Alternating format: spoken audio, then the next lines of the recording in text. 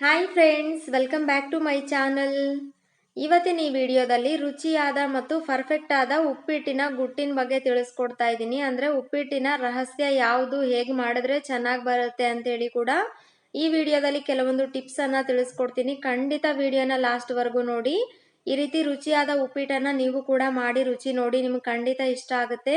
ನಿಮಗೆ ಉಪ್ಪಿಟ್ಟು ನೋಡಿದ್ರೇನೆ ಗೊತ್ತಾಗ್ತಿದೆ ಅಲ್ವಾ ಎಷ್ಟು ಪರ್ಫೆಕ್ಟ್ ಆಗಿ ಬಂದಿದೆ ಅಂತೇಳಿ. ಖಂಡಿತ ಈ ಉಪ್ಪಿಟ್ಟನ್ನು ನೀವು ಕೂಡ ಪರ್ಫೆಕ್ಟ್ ಆಗಿ ಮಾಡ್ಕೊಳ್ಬೇಕು ಅಂತಿದ್ರೆ ವಿಡಿಯೋನ ಲಾಸ್ಟ್ವರೆಗೂ ನೋಡಿ, ಅಂದರೆ ಮಾತ್ರನೇ ಇದ್ರ ಬಗ್ಗೆ ನಿಮಗೆ ಪೂರ್ತಿಯಾಗಿ ಅರ್ಥ ಆಗುತ್ತೆ. ಈಗ ಉಪ್ಪಿಟ್ಟು ಮಾಡುವ ವಿಧಾನ ನೋಡೋಣ ಬನ್ನಿ. ವಿಡಿಯೋ ಇಷ್ಟ ಆದರೆ ನಿಮಗೆ ಒಂದು ಲೈಕ್ ಕೊಡೋದನ್ನ ಮರಿಬಾರ್ದು. ಮೊದಲನೇದಾಗಿ ಒಂದು ಒಲೆ ಮೇಲೆ ಕಡಾಯಿನ ನಾನಿಲ್ಲಿ ಬಿಸಿ ಆಗೋದಕ್ಕೆ ಇಟ್ಕೊಂಡಿದ್ದೀನಿ. ಕಡಾಯಿ ಬಿಸಿ ಆಗುವಷ್ಟರಲ್ಲಿ ನೋಡಿ, ಒಂದು ಪಾತ್ರೆನಲ್ಲಿ 2 ಗ್ಲಾಸು ನೀರನ್ನ ಅಳತೆ ಕೂಡ ಮಾಡಿಟ್ಕೊಂಡಾಗಿದೆ. ಆದರೆ ಈ ಪಾತ್ರೆನ ನಾವು ಸುಮ್ಮನೆ ಒಲೆ ಮೇಲೆ ಇಟ್ಕೊಳ್ಳೋಣ, ಪಕ್ಕದ ಒಲೆ ಮೇಲೆ. ಈಗ ನೀರನ್ನ ಬಿಸಿ ಆಗೋದಕ್ಕೆ ಇಡಬಾರ್ದು. ನಾವು ರವೆನ ಹುರ್ಕೊಳ್ತೀವಲ್ವಾ, ಆ ಟೈಮ್ನಲ್ಲಿ ಒಲೆನ ಆನ್ ಮಾಡಿ ಲೋ ಫ್ಲೇಮ್ನಲ್ಲಿ ಆ ನೀರನ್ನ ಕುದಿಯೋದಕ್ಕೆ ಇಟ್ಟರೆ ಸಾಕಾಗುತ್ತೆ. ಕಡಾಯಿ ಬಿಸಿ ಆದ ನಂತರ 2 ದೊಡ್ಡ ಸ್ಪೂನ್ ಎಣ್ಣೆ ಹಾಕೊಂಡಿದ್ದೀನಿ. ಎಣ್ಣೆ ಬಿಸಿ ಆದ್ಮೇಲೆ 1 ಟೀ ಸ್ಪೂನ್ ಸಾಸಿವೆನ ಹಾಕಿ ಸಾಸಿವೆ ಸಿಡಿಯೋದಕ್ಕೆ ಬಿಡಬೇಕು. ಸಾಸಿವೆ ಸಿಡಿದ ನಂತರ 1 ಟೇಬಲ್ ಸ್ಪೂನ್ ಉದ್ದಿನ ಬೇಳೆನ ಹಾಕಿ ಹೊಂಬಣ್ಣ ಬರೋ ರೀತಿ ಹುರ್ಕೊಂಡ್ಬಿಟ್ಟು ಒಂದೇ 1 ಟೇಬಲ್ ಸ್ಪೂನ್ ನಾನಿಲ್ಲಿ ಶೇಂಗಾ ಕಾಳು ಮತ್ತೆ 1 ಕಡ್ಡಿ ಆಗುವಷ್ಟು ಹಸಿ ಕರಿಬೇವನ್ನ ಹಾಕೊಂಡು ಜೊತೆಗೇನೆ ಇದನ್ನ ಫ್ರೈ ಮಾಡ್ಕೊಳ್ತಾ ಇದ್ದೀನಿ. ಈ ರೀತಿ ನಾವು ಫ್ರೈ ಮಾಡಿದ ನಂತರ ಅದ್ರ ಜೊತೆಗೇನೆ ಹಸಿ ಮೆಣಸನ್ನ ಹಾಕೊಳ್ಳಿ. ನಾನಿಲ್ಲಿ ಮಕ್ಳಿಗೂ ಸಹ ಮಾಡ್ತಾ ಇರೋ ಕಾರಣಕ್ಕೆ ಹಸಿ ಮೆಣಸನ್ನ 2 ತಗೊಂಡಿದ್ದೀನಿ. ಈಗ 1 ಗ್ಲಾಸು ರವೆ, ಅಂದ್ರೆ ನಾವು ಸಣ್ಣ ರವೆಯಿಂದ ಉಪ್ಪಿಟ್ಟು ಮಾಡೋದಾದ್ರೆ ಆ ರವೆನ ತಗೊಳ್ಳಿ. ನಾನು ಈ ರವೆನ ಹಾಕೊಂಡು ನೋಡಿ ಚೆನ್ನಾಗಿದ್ರ ಜೊತೆಗೇನೆ ಹುರ್ಕೊಳ್ತಾ ಇದ್ದೀನಿ. ಶೇಂಗಾ ಕಾಳು ಮತ್ತೆ ನಾವೆಲ್ಲ ಹಾಕಿದ್ವಲ್ಲ ಬೇರೆ ಪದಾರ್ಥಗಳು, ಅದ್ರ ಜೊತೆಗೇನೆ ಚೆನ್ನಾಗಿ ಹುರ್ಕೊಳ್ಬೇಕು. ಇದನ್ನ 4 ರಿಂದ 5 ನಿಮಿಷ ಖಂಡಿತ ಹುರಿಲೇಬೇಕು ರವೆನ ಲೋ ಫ್ಲೇಮ್ನಲ್ಲಿ. ಇಲ್ಲಿದೆ ನೋಡಿ ಉಪ್ಪಿಟ್ಟನ್ನ ಪರ್ಫೆಕ್ಟ್ ಆಗಿ ಮಾಡುವಂತಹ ರಹಸ್ಯ. 5 ನಿಮಿಷ ಲೋ ಫ್ಲೇಮ್ನಲ್ಲಿ ಮಿಕ್ಸ್ ಮಾಡ್ತಾ ಹುರಿದಿದ್ದಾದ ನಂತರ ಒಂದು ದೊಡ್ಡ ಈರುಳ್ಳಿನ ಕಟ್ ಮಾಡಿ ಹಾಕೊಂಡಿದ್ದೀನಿ. ಜೊತೆಗೇನೆ ಒಂದು ಅರ್ಧ ಕ್ಯಾರೆಟ್ ಅನ್ನ ಈ ರೀತಿ ಸಣ್ಣದಾಗಿ ಕಟ್ ಮಾಡಿ ಹಾಕೊಳ್ಳಿ. ಕ್ಯಾರೆಟ್ ಅನ್ನ ಖಂಡಿತವಾಗಿ ಹಾಕಿ, ತುಂಬಾ ಚೆನ್ನಾಗಿರುತ್ತೆ ರುಚಿ. ಅಥವಾ ನಿಮ್ಗೆ ಅಷ್ಟು ಇಷ್ಟ ಆಗೋದಿಲ್ಲ ಅನ್ನೋದಾದ್ರೆ ಸ್ಕಿಪ್ ಮಾಡ್ಬೋದು, ಪರವಾಗಿಲ್ಲ.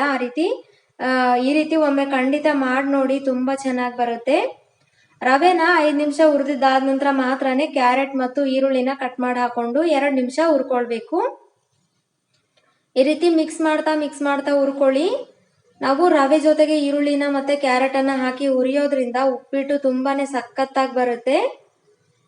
ಖಂಡಿತವಾಗಿ ಒಂದು ಗಮನಿಸಬೇಕಾದ ವಿಷಯ ಏನಂದ್ರೆ ಲೋ ಫ್ಲೇಮ್ನಲ್ಲಿ ಇಟ್ಟು ಹುರ್ಕೊಳ್ಬೇಕು. ನಾನು ಆಗ್ಲೇ ಹೇಳಿದಾಗೆ ರವೆ ಹುರಿಬೇಕಾದ್ರೆ ಸ್ಟವ್ ಅನ್ನ ಆನ್ ಮಾಡಿ ಲೋ ಫ್ಲೇಮ್ನಲ್ಲಿ ಇಟ್ಟು ನೀರನ್ನ ಕುದಿಸ್ಕೊಂಡಿದ್ದೀನಿ. ಈಗ ನೀರನ್ನ ಪೂರ್ತಿಯಾಗಿ ಹಾಕೊಂಡು ಅದ್ರ ಜೊತೆಗೇನೆ ಅರ್ಧ ಟೊಮೆಟೊನ ಈ ರೀತಿ ಕಟ್ ಮಾಡಿ ಹಾಕೊಂಡಿದ್ದೀನಿ. ರುಚಿಗೆ ತಕ್ಕಷ್ಟು ಉಪ್ಪನ್ನ ಕೂಡ ಕೊನೆಯದಾಗಿ ಹಾಕ್ಬಿಟ್ಟು ಈ ರೀತಿ ಮಿಕ್ಸ್ ಮಾಡ್ಕೊಳ್ಳಿ. ಅರ್ಜೆಂಟ್ ಮಾಡ್ಬೇಕಂತೇನಿಲ್ಲ, ನಿಧಾನವಾಗಿ ಮಿಕ್ಸ್ ಮಾಡ್ಕೊಳ್ಳಿ.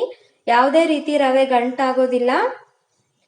ನೀರನ್ನ ಹಾಕ್ಬೇಕಾದ್ರೆ ಮಾತ್ರ ಸ್ವಲ್ಪ ಎತ್ತರದಿಂದ ಹಾಕಿ, ಕುದಿಯೋ ನೀರಲ್ವಾ, ಅದಕ್ಕೋಸ್ಕರ. ಮತ್ತೆ ಕೊನೆಯದಾಗಿ 1 ಟೇಬಲ್ ಸ್ಪೂನ್ ತುಪ್ಪನ ಹಾಕೊಂಡಿದ್ದೀನಿ. ಇಷ್ಟ ಇದ್ರೆ ಹಾಕೊಳ್ಳಿ, ಇಲ್ಲದೆ ಹೋದ್ರೆ ಬೇಕು ಅಂತೇನಿಲ್ಲ. ತುಪ್ಪ ಹಾಕೋದ್ರಿಂದ ತುಂಬಾ ಟೇಸ್ಟ್ ಬರುತ್ತೆ. ಮತ್ತೆ ಮಕ್ಕಳಿಗೆಲ್ಲ ಮಾಡ್ಕೊಡೋದಾದ್ರೆ ತುಪ್ಪ ಹಾಕಿ ಮಾಡ್ಕೊಡಿ. ನೀವು ಬೇಕಾದ್ರೆ ಕೊತ್ತಂಬರಿ ಸೊಪ್ಪನ್ನು ಕೂಡ ಕಟ್ ಮಾಡಿ ಹಾಕೊಳ್ಬಹುದು. ನಾನಿಲ್ಲಿ ಕೊತ್ತಂಬರಿ ಸೊಪ್ಪನ್ನ ಹಾಕ್ತಿಲ್ಲ. ನೋಡ್ತಿದ್ದೀರಲ್ವಾ ವಿಡಿಯೋದಲ್ಲಿ, ತುಪ್ಪನ ಹಾಕಿ ಚೆನ್ನಾಗಿ ಮಿಕ್ಸ್ ಮಾಡಿ ಈ ರೀತಿ ಲೆವೆಲ್ ಮಾಡಿ ಮುಚ್ಚಳ ಮುಚ್ಚಿಟ್ಟು ನಾನು 10 ನಿಮಿಷ ಹಾಗೇನೆ ಬಿಟ್ಟಿದ್ದೆ. ಟೈಮ್ ಇದ್ದೆ ಅನ್ನೋದಾದ್ರೆ ನೀವು ಒಂದು 20 ರಿಂದ 25 ನಿಮಿಷ ಹಾಗೇನೆ ಬಿಡಿ, ಆಗ ತುಂಬಾ ಚೆನ್ನಾಗಿರುತ್ತೆ ಉಪ್ಪಿಟ್ಟು.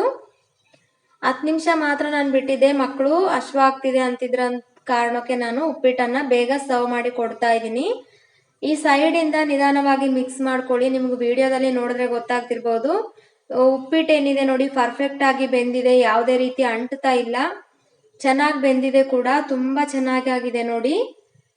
ನಾನು ಹೇಳಿದ್ನಲ್ವಾ 1 ಗ್ಲಾಸ್ ರವೆ ತಗೊಂಡಿದ್ನಲ್ವಾ, ಆ ಗ್ಲಾಸ್ನಲ್ಲಿ 2 ಗ್ಲಾಸ್ ನೀರನ್ನ ನಾನು ಬಳಸಿದ್ದೀನಿ. ನೋಡಿ ಎಷ್ಟು ಚೆನ್ನಾಗಿ ಬಂದಿದೆ ಅಂತ. ಖಂಡಿತ ಟ್ರೈ ಮಾಡಿ ನೋಡಿ. ಈ ರೀತಿ ಪರ್ಫೆಕ್ಟ್ ಆಗೇ ಬರುತ್ತೆ, ರುಚಿ ಕೂಡ ಚೆನ್ನಾಗಿರುತ್ತೆ. ಮತ್ತೆ ನಿಮಗೆ ಈ ಉಪ್ಪಿಟ್ಟು ಸ್ಪೈಸಿ ಆಗಿ ಬೇಕು ಅಂದ್ರೆ ಹಸಿಮೆಣಸನ್ನ ಜಾಸ್ತಿ ಕೂಡ ಹಾಕೊಳ್ಬಹುದು. ನಾನು ಆಗ್ಲೇ ಹೇಳಿದ ಹಾಗೆ ಮಕ್ಕಳಿಗೋಸ್ಕರ ಖಾರನ ಕಡಿಮೆ ಹಾಕಿ ಮಾಡಿದ್ದೀನಿ. ಖಂಡಿತ ಈ ಉಪ್ಪಿಟ್ಟು ರೆಸಿಪಿನ ನಾನು ಹೇಳಿದ ರೀತಿಯಲ್ಲಿ ಟ್ರೈ ಮಾಡಿ ನೋಡ್ಬಿಟ್ಟು ನಿಮಗೆ ಹೇಗೆ ಬಂದಿತ್ತು ಅಂತೇಳಿ ಕಮೆಂಟ್ ಮಾಡಿ. ವಿಡಿಯೋ ಇಷ್ಟ ಆದರೆ ಲೈಕ್ ಮಾಡಿ, ಚಾನಲ್ನ ಸಬ್ಸ್ಕ್ರೈಬ್ ಮಾಡ್ಕೊಳ್ಳಿ. Thank you.